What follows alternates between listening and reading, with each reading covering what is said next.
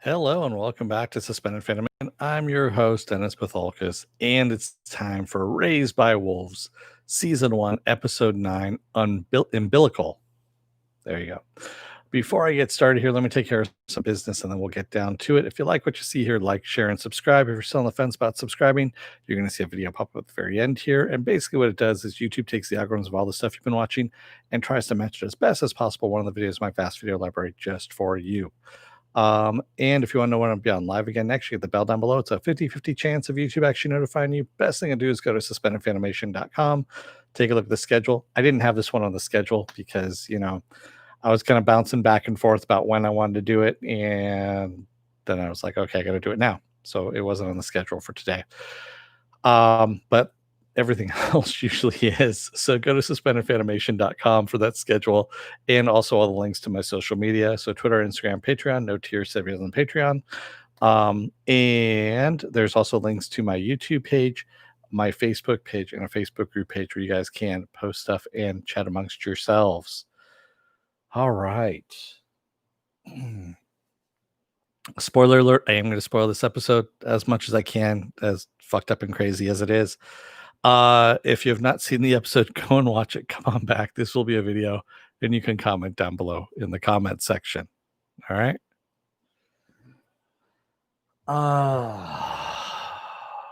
Yeah. So mother's pregnant. She chases down Otho, the rapist, and decides to use him as a blood bag to feed the fetus. And also Tempest, because Tempest finds Otho first. And he's got the android jailer of his. He's got the head in a bag in his backpack, and he's been walking around muttering to Saul all this time. I guess he survived Mother's onslaught. We never got to see that and disappeared. And Sue, of course, they run into Sue and Holly and Vita and Paul and Campion along the way as well. And Sue is very skeptical about her being pregnant until she checks her out and is like, oh shit, she is. Campion, in the meantime, realizes that Paul has Mouse back again, the mouse that supposedly fell down the pit, and tells Paul, he goes, my sister Sally, she fell down that pit a long time ago, and I've been talking to her when I was locked up in the silo, and whatever that was, it was, what's the word now? Oh yeah, evil. Yes. So maybe Mouse is evil too. So yeah, there's a whole bunch of weird shit. We don't know what's going on. We don't know how Mother became pregnant. If Tally is actually Tally or if it's something else. And then, of course, this cave that they come across has all these weird metallic tarot card kind of things that Mother can scan and sees weird shit, like a whole bunch of hooded figures around a smaller dodecahedron that has a creature inside of it with its head popping up out of the deck. I don't understand. It's what the thumbnail that I have for this video is. And yeah, she doesn't understand what it is either, because we're all kind of confused as to what the fuck's going on in this thing. And someone is obviously watching them. Someone has actually planted those tarot cards, whatever. And we don't know who, why. My only theory that I have right now is that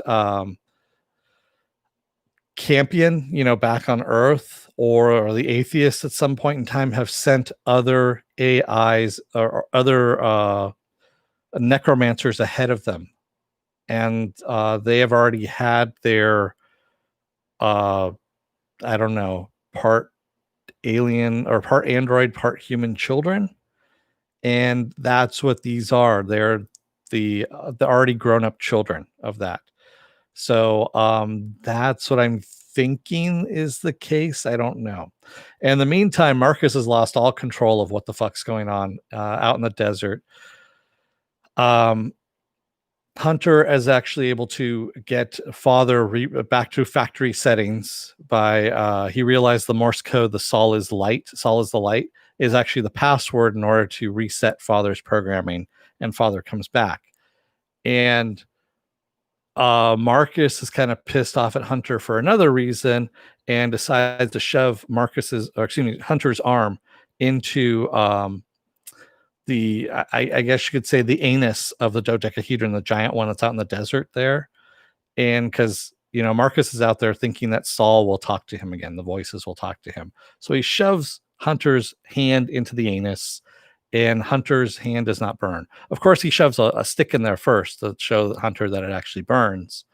Yes, the anus of Saul. That's what it is. It is the anus of Saul. Saul's anus is what that is. And Joker, so I've been watching a couple of vids on this show. I'm sorry, Joker. There's no way you can get around how crazy this fucker is unless you actually watch it, because no one can do it justice in these videos unless I did a minute by minute recap. That's the only way you'd find out how crazy it is. It's that nuts.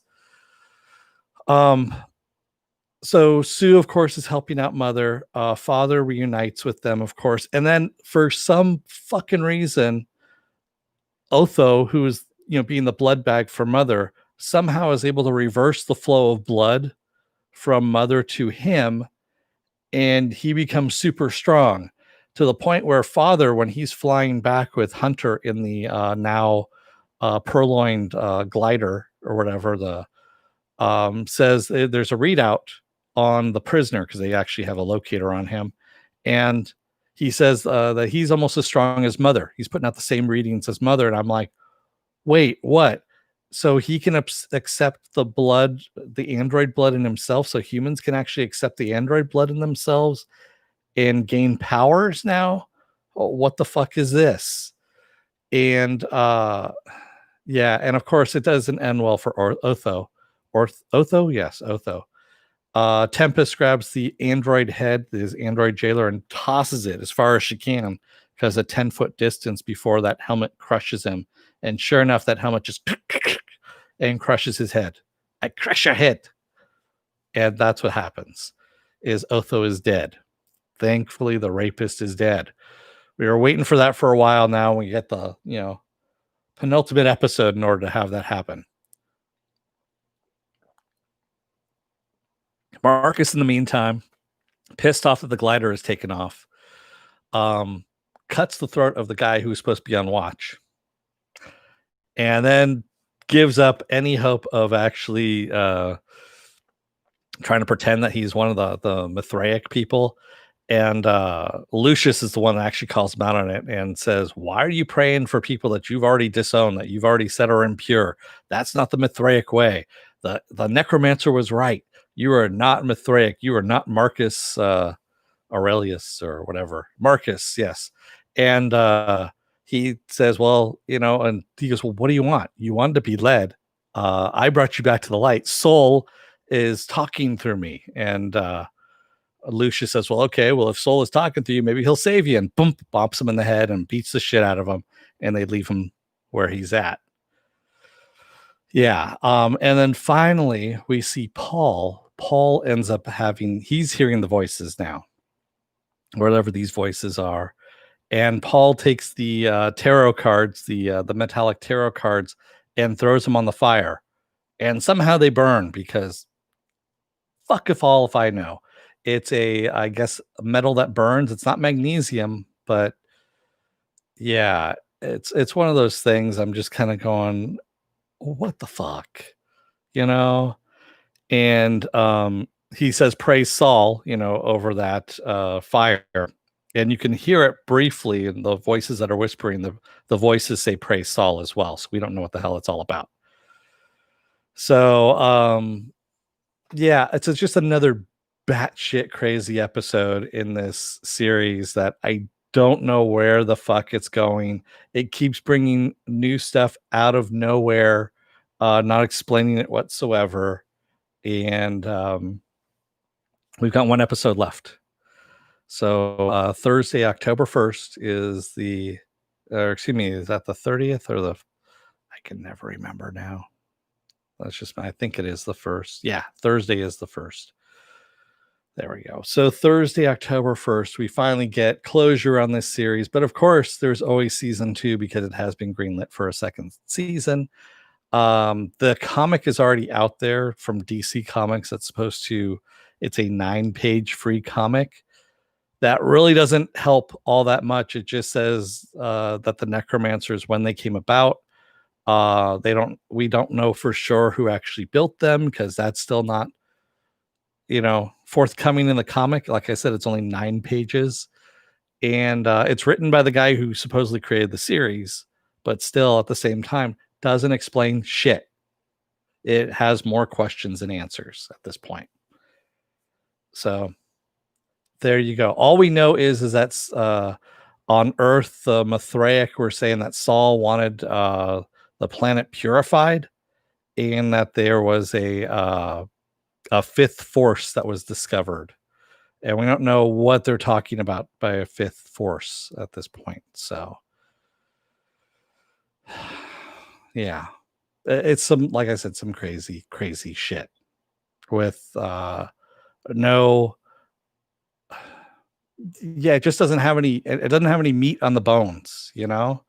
It's presenting some interesting, pretty things to look at, but not giving us any substance to it. And I'm sensing another loss. It's a mystery box, is what this fucking thing is. Again, we're getting another mystery box, and it's starting to piss me off. Is what's going on. Yeah, I hate fucking mystery boxes. I really, really do. And yeah, J.J. Abrams, and of course, and Damon Lindelof, and all those fuckers that worked with J.J. Abrams. They're all responsible for that kind of stuff, and I hold them especially responsible for bringing the mystery box to light and making it something that is something in Hollywood now that people aspire to writing. So that's just some shitty writing right there, or, whatsoever. You could just say, well, I got this thing that I'm not going to explain it to you, so that way I can bring up anything I want and pop it up into the screen. No, set some fucking ground rules. Be responsible about it. That way, if you back yourself into a corner like Rianne Johnson did with Looper, you can fudge it and, ignore everything that you did in the last 45, hour and 45 minutes and fuck it up in the last 10. Just own it. That's all I'm saying.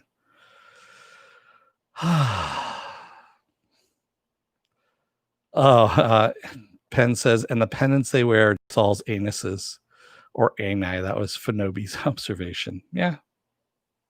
Yeah. The flaming anus of Saul.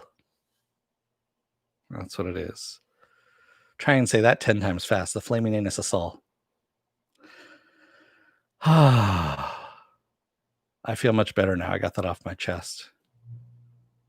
I feel like I need a drink. I don't know about anybody else at this point. Some liquid Drano, or I don't know. Whatever those cults are drinking out there. If you like what you see here, like, share, and subscribe. If you're still on the fence about subscribing, take a look at the very end here. You're going to see a video pop up here. And if you like what you see there, hit that subscribe button down there. While you're down there, hit the share button and the like button too. If you want to know when I'm going to be on next, you get the bell down below. It's a 50-50 chance of YouTube actually notifying you. Best thing to do is go to suspendedfanimation.com. Take a look at the schedule. That's up there as well.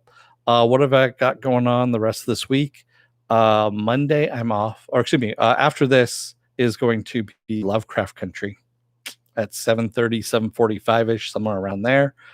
Monday I'm off. Tuesday, as Jay Hicks has put in there, I was originally going to do Is It Worth My Time away, but I'm actually going to do Is It Worth My Time Utopia, which is on Amazon Prime right now. Yes, because everyone's talking about it, and I want to hit it while it's fresh before. And the thing is, I do a non-spoiler version at the beginning, and I do a spoiler version right after that, so you can have it both ways on that. Wednesday, I'm going to be off. Thursday is the season finale of Raised by Wolves. Friday is The Boys. And then Saturday, of course, we come back around to Saturday morning blast off. And then Sunday is going to be Lovecraft Country because, of course, this special thing since 2 episodes get released of Raised by Wolves. We're getting released 2 a week. But there we go. CJ Hicks, I do listen to you guys every now and then. Yeah. I'll warn you right now about Utopia, though. If you guys don't do well with violence and gore, I would stay away from it because there's a lot of violence in that fucking show. I was kind of surprised. Yeah. I'm just warning you right now. I know one of the viewers here is tapped out after episode 3. So I can't remember who it was who said it in the one of the comments. Was it you, Joe, that said it? Or yeah. I'm gonna save it for Is It Worth My Time? I'll save my judgment for it on that. I'm just telling you, for those of you who are thinking of viewing it ahead of time, that it is really fucking violent. Oh, Joe, you're almost done with it? Okay. Good.